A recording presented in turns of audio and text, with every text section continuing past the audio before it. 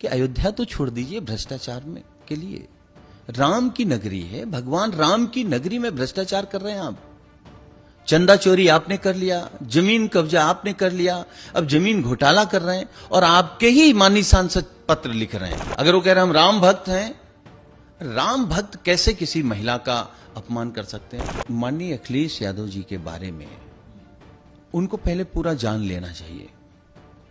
उन्होंने इसी उत्तर प्रदेश में 48 डिग्री तापमान में साइकिल चलाई है। भाजपा तो कहती है कि हमको नारी में सीता मैया दिखती हैं, लक्ष्मी दिखती हैं, दुर्गा दिखती हैं। तो जिसमें दुर्गा दिखती हैं उस दुर्गा के खिलाफ इस तरीके की अभद्र भाषा। और जो बात माननीय शिवपाल जी ने कही है कि हमने सिखाया है, तो स्वाभाविक है, समाजवादी पार्टी के नेता रहे हैं, हम लोग छोटे से कार्यकर्ता हैं, हम लोगों ने इसी पार्टी में सीखा है। उनके साथ भी जिंदाबाद की है, उनके साथ भी संघर्ष किया है, उनके नेतृत्व में भी संघर्ष किया है। नोएडा में बीजेपी के एक नेता का वीडियो वायरल हुआ जिसमें वो महिला से बदसलूकी करते हुए नजर आ रहे हैं। श्रीकांत त्यागी नाम है। इसको लेकर समाजवादी पार्टी भी कड़ा रुख अपना चुकी है। बातचीत करने के लिए मौजूद है हमारे साथ सुनील साजन, जो कि पूर्व मंत्री और समाजवादी पार्टी के नेता हैं। बहुत स्वागत है आपका यूपी तक पर। सुनील जी, कैसे देख रहे हैं पूरे केस को? आपने वीडियो देखा होगा बदसलूकी वाला, इस पर क्या पक्ष है पार्टी का? नहीं, मुझे लगता है कि वो वीडियो देखने के बाद उसकी जितनी निंदा की जाए वो कम है। और इस तरीके के त्यागी भारतीय जनता पार्टी में एक नहीं है, ऐसे त्यागियों की जमात भरी पड़ी है भारतीय जनता पार्टी में, जो महिलाओं से अभद्र बात, अभद्र व्यवहार, उनके साथ छेड़खानी, यही है भारतीय जनता पार्टी का चेहरा। भारतीय जनता पार्टी तो कहती है बेटी बचाओ बेटी पढ़ाओ, महिलाओं का सम्मान, ये महिलाओं का सम्मान। भाजपा तो कहती है कि हमको नारी में सीता मैया दिखती हैं, लक्ष्मी दिखती हैं, दुर्गा दिखती हैं। तो जिसमें दुर्गा दिखती हैं उस दुर्गा के खिलाफ इस तरीके की अभद्र भाषा, तो मुझे लगता है कि भारतीय जनता पार्टी की सरकार को कड़े कदम उठाने चाहिए और तुरंत बुलडोजर भेज करके कम से कम उन लोगों के घर जरूर ध्वस्त हो जाने चाहिए जो महिलाओं के साथ बदसलूकी करते हैं, गाली गलौज करते हैं, उनके साथ मारपीट करते हैं। बरेली का आपने देखा होगा कि वीडियो वायरल हुआ है जिसमें एक और बीजेपी नेता हैं, वो बदसलूकी करते हुए नजर आ रहे हैं, मारते पीटते नजर आ रहे हैं एक औरत को, उसकी बेटी भी है। इसको कैसे देखिए, अगर बेटी के सामने मां को पीटा जा रहा हो और मां के सामने बेटी से बदतमीजी हो रही हो, छेड़खानी हो रही हो, तो इससे ज्यादा शर्मनाक क्या होगा? ये तो रावण राज को भी क्रॉस कर गए। कहीं सम्मान नहीं है और वो सरेआम घूम रहे हैं। शासन, प्रशासन, सरकार सब धृतराष्ट्र हो गए, न किसी को सुनाई दे रहा, न किसी को दिखाई दे रहा है, लेकिन अपराध तो हो रहे हैं ना। और अगर अपराध हो रहे हैं तो उन अपराध के खिलाफ योगी सरकार क्या कर रही है, बीजेपी की सरकार क्या कर रही है? क्या नोएडा बुलडोजर पहुंचेगा? क्या बरेली बुलडोजर पहुंचेगा? या इसी तरीके से अवैध कब्जेदारी अयोध्या में हो रही है, भाजपा के नेता कर रहे हैं, उनके घर बुलडोजर पहुंचेगा? या बुलडोजर केवल गरीब, पीड़ित, शोषित, वंचित या जो विपक्ष में हैं आपके, उनके घर ही केवल पहुंचेगा? तो बुलडोजर कम से कम न्याय सबको दे और महिलाओं के खिलाफ अपराध और महिलाओं के खिलाफ बदसलूकी करने वालों के घर तो ध्वस्त हो जाने चाहिए। और पार्टी तो बेटी बचाओ बेटी पढ़ाओ की बात करती है और उसके बाद इस तरह की घटनाएं होती हैं। देखिए, भारतीय जनता पार्टी को समझने के लिए भाजपा जो कह दे समझ लो वो कभी नहीं करेगी। अगर वो कह रही कि हम महिलाओं का सम्मान करते हैं तो महिलाओं का सम्मान कभी नहीं करेंगे। वो कह रहे हम देशभक्त हैं तो देशभक्ति कहीं न कहीं अधूरी होगी उनकी। अगर वो कह रहे हम राम भक्त हैं, राम भक्त कैसे किसी महिला का अपमान कर सकते हैं? राम भक्त कैसे किसी बेटी के सामने मां को पीट सकते हैं, मां के सामने बेटी को छेड़ सकते हैं? ये राम भक्त हैं? ये राम भक्त के नाम पर कलंक है, राष्ट्रभक्त के नाम पर कलंक है। ये सिर्फ दुराचारी हैं और दुराचारियों को सजा अगर सरकार नहीं देगी तो न्यायालय देगा। आपने अयोध्या का जिक्र किया, सांसद ने एक लेटर भी लिख दिया सीएम को, जिसमें घोटाला जो जमीन का हुआ था उसको लेकर भी बातचीत, कई नाम भी अब सामने आए हैं, उसको लेकर आप क्या कहेंगे? नहीं, जितने नाम सामने आए हैं, कौन है? भाजपा के नेता हैं, भाजपा से जुड़े लोग हैं। अरे कम से कम बीजेपी के लोगों से मैं अनुरोध करूंगा कि अयोध्या तो छोड़ दीजिए भ्रष्टाचार में के लिए, राम की नगरी है, भगवान राम की नगरी में भ्रष्टाचार कर रहे हैं आप। चंदा चोरी आपने कर लिया, जमीन कब्जा आपने कर लिया, अब जमीन घोटाला कर रहे हैं और आपके ही माननीय सांसद पत्र लिख रहे हैं। योगी जी नींद से नहीं जाग रहे हैं, पता नहीं क्यों सो। मैं लेटर में मेयर का भी नाम लिखा है जिनकी चर्चा हुई थी पिछले साल जब ये पूरा केस हुआ। नहीं, मेयर का नाम है तो मेयर अब तक जेल में क्यों नहीं है? और किसके सह पर अयोध्या में ये भ्रष्टाचार हो रहा है? बिना सरकार के और पंचम तल पर बैठे बड़े अधिकारियों के इशारे के भ्रष्टाचार नहीं हो सकता। अगर इसमें जांच होगी तो सरकार के लोग और बड़े अधिकारी जेल जाएंगे। राकेश अचानक मंत्री हैं यूपी सरकार में, कैबिनेट मंत्री हैं, आपने केस देखा होगा, कानपुर का केस है, उनका आरोप लगाया है कि उनके वकील पर्चा लेके कोई भाग गए, लीडर ने तहरीर दी, पुलिस ने अभी तक एफआईआर नहीं करी है। कैसे देखिए, ये तो योगी सरकार की उपलब्धता है कि हम लोगों ने मूवी देखी है भाग मिल्खा भाग। मिल्खा भी उतने तेज नहीं भागे होंगे जितने तेज योगी जी के मंत्री भागे हैं। और आप बच सकते हैं, सरकार बचा सकती है आपको, लेकिन न्यायालय नहीं छोड़ेगा आपको। तो बीजेपी में गिट्टी चोर, मिट्टी चोर और कितने प्रकार के चोर, ये सब अभी धीरे धीरे धीरे धीरे सब चोर सामने आ जाएंगे। तो क्या कार्रवाई हो रही है? न्यायालय को सख्त रुख अपनाना चाहिए और सरकार को कटघरे में खड़ा करके कम से कम उस मंत्री को तो जेल भेज दें।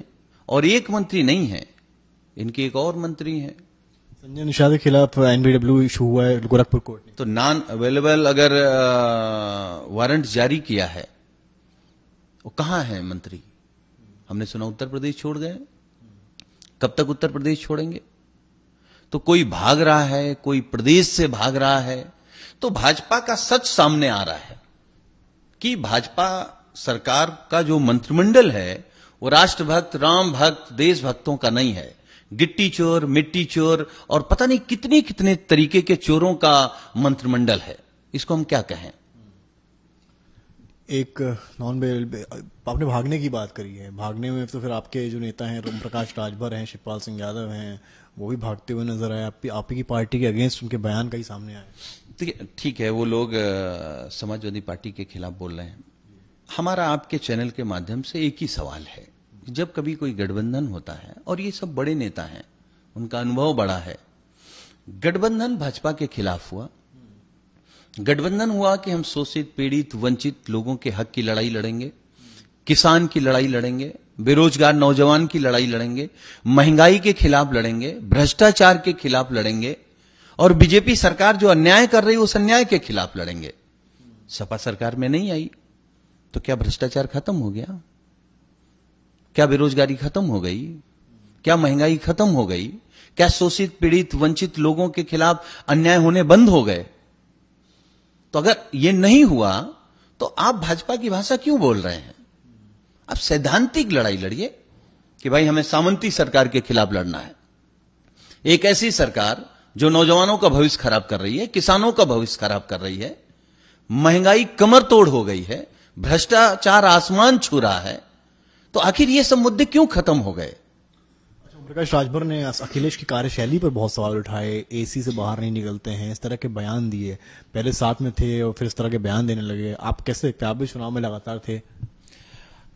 ये मुझे लगता है कि माननीय अखिलेश यादव जी के बारे में उनको पहले पूरा जान लेना चाहिए। उन्होंने इसी उत्तर प्रदेश में 48 डिग्री तापमान में साइकिल चलाई है, और एक जगह नहीं चलाई।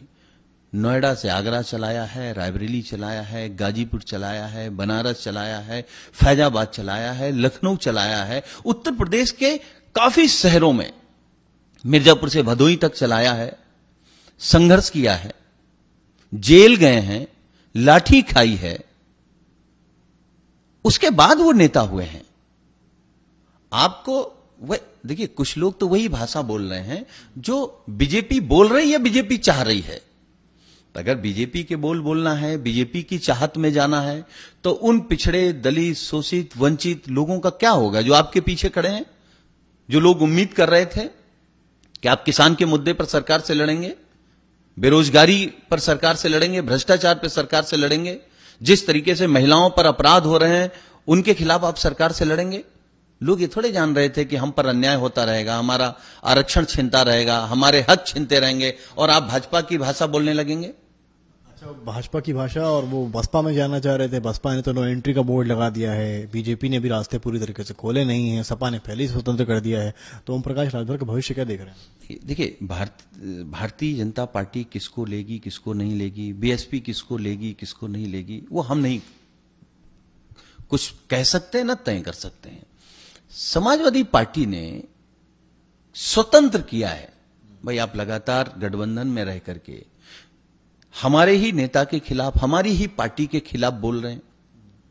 तो समाजवादी पार्टी ने किसी को बाहर का रास्ता नहीं दिखाया, स्वतंत्र किया है कि भाई आपको कहीं हमसे ज्यादा सम्मान मिलता हो। अब सम्मान की कैटेगरी क्या है, सम्मान की परिभाषा इन नेताओं की क्या है, वो ये लोग तय करेंगे।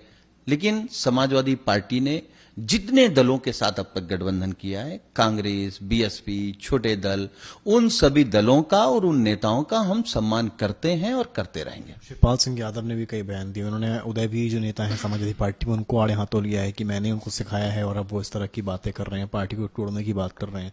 इसको कैसे देखिए, कोई पार्टी नहीं तोड़ना चाहता, और जो बात माननीय शिवपाल जी ने कही है कि हमने सिखाया है, तो स्वाभाविक है, समाजवादी पार्टी के नेता रहे हैं, हम लोग छोटे से कार्यकर्ता हैं, हम लोगों ने इसी पार्टी में सीखा है, उनके साथ भी जिंदाबाद की है, उनके साथ भी संघर्ष किया है, उनके नेतृत्व में भी संघर्ष किया है।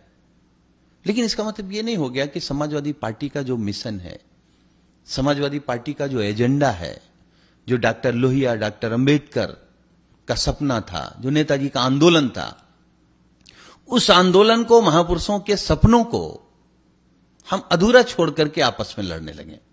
लड़ाई बड़ी है, और बड़ी लड़ाई में मुझे लगता है व्यक्तिगत टिप्पणी नहीं होनी चाहिए। कीर्ति कौल का पर्चे वाली बात हुई, बताया गया कि बहुत स्मार्ट मूव पार्टी ने चला है कि एक आदिवासी चेहरा उतार दिया है, पर फिर चूक हुई जिसमें उनकी एज 28 जबकि विधान परिषद में 30 होती है एज। क्या लगता है, क्या इस तरह की चूकें कहीं ना कहीं पार्टी को पीछे ढकेल रही हैं? देखिए, जब भी कोई चूक होती है तो नुकसान स्वाभाविक है।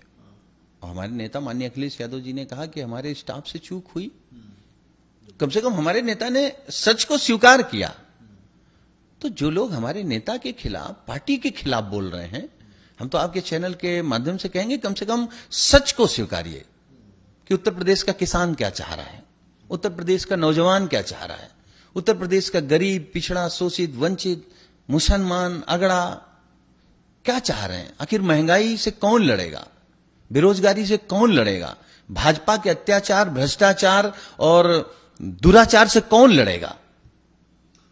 बहुत बहुत शुक्रिया। तो ये थे हमारे साथ सुनील साजन जी। इन्होंने सारे ही मुद्दों पर खुलकर अपनी राय रखी, बीजेपी को भी आड़े हाथों लिया और कहीं ना कहीं संदेश उन लोगों को दिया है जो शायद पहले पार्टी के साथ थे और अब पार्टी के खिलाफ हैं, उनको भी एक संदेश देने की यहाँ से पूर्व मंत्री और समाजवादी पार्टी के नेता सुनील साजन ने एक कोशिश की। कैमरामैन गौरव गुप्ता के साथ समाज श्रीवास्तव, लखनऊ, यूपी तक।